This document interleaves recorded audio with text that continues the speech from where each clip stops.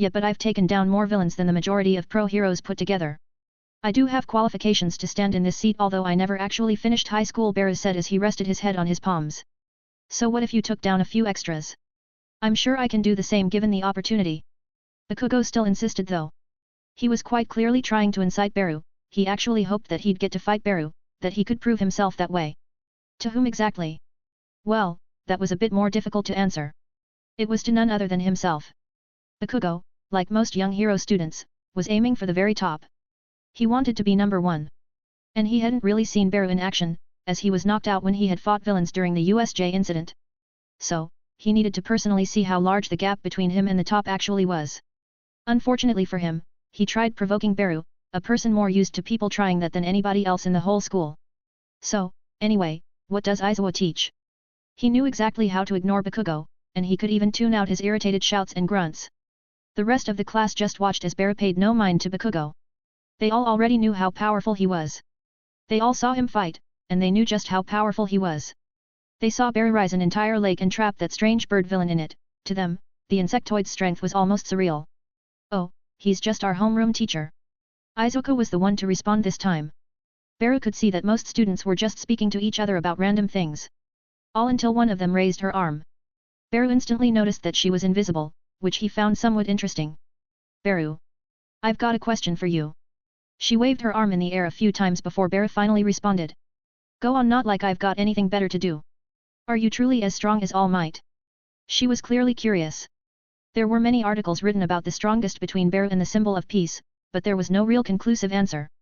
That was because the question itself couldn't be answered unless the two actually fought to the death. Yeah, I'm a bit more versatile, though I've got a few quirks in me that kinda make his attacks ineffective, Beru said while he waved one of his hands dismissively. Wait. So you have more quirks in you? Hagakure asked with some confusion in her voice. There were very few articles on Beru's powers. The fact that he was experimented on was public knowledge, but his possessing multiple quirks wasn't really all that public. Wait.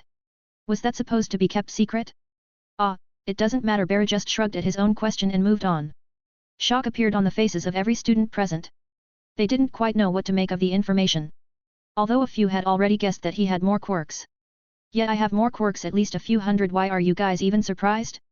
I used some of them in front of you all and on the news. I used different abilities depending on the situation. It's a bit too much for a single quirk to cover, isn't it? Momo just nodded. He was seen using countless different abilities while fighting villains. And she was one of the people that followed Beru's exploits quite closely. In fact, only 5 people in Class 1A knew about Beru's multiple quirks. That was because they all followed the news and read stuff online about the youngest hero in Japan. That's awesome. How do you even train all of them? It's gotta be so difficult. The invisible girl continued talking. Oh, I kinda stopped training already. I only ever train combinations in between them from time to time at this point. Beru's words made some eyebrows raise. But aren't heroes supposed to constantly train? What if one day a villain stronger than you appear? Asked Momo. She was also a bit curious as to Beru's opinion on training and the way he managed his time. Listen, kid, if, at random, a villain stronger than me appears, this country's doomed. Any powerful villain is already made a name for himself. A newcomer with more strength than me appearing is quite impossible in this generation, or the ones to come, considering my rate of growth. Beru's words did manage to give the students some perspective. Although some parts of his speech were quite sad to hear for them. To some of them, it gave them a feeling that Beru was arrogant. But, in truth, Beru was completely right. Currently, he already had enough strength to destroy Japan. If a villain stronger than him could just appear out of nowhere, then the world was simply doomed. Even then, it was near impossible for that to happen. He grew stronger and stronger each day. Even when he wasn't training, and, after getting high spec, he was confident that nothing would ever be even close to matching up to him. Why would the next generations have more of a chance? Do you think we'd be able to defeat you? This one was asked by none other than Kirishima. The red-haired teen still hoped to one day be able to become Beru's equal, even if he wasn't able to ever apprehend him. That's unlikely, but quirks do get stronger with each generation. Sooner or later, there will be a time where everyone will have as much strength as All Might. And they'd all die because of it. Beru left that last part unsaid. He was well aware of how dangerous the evolution of quirks was to humans.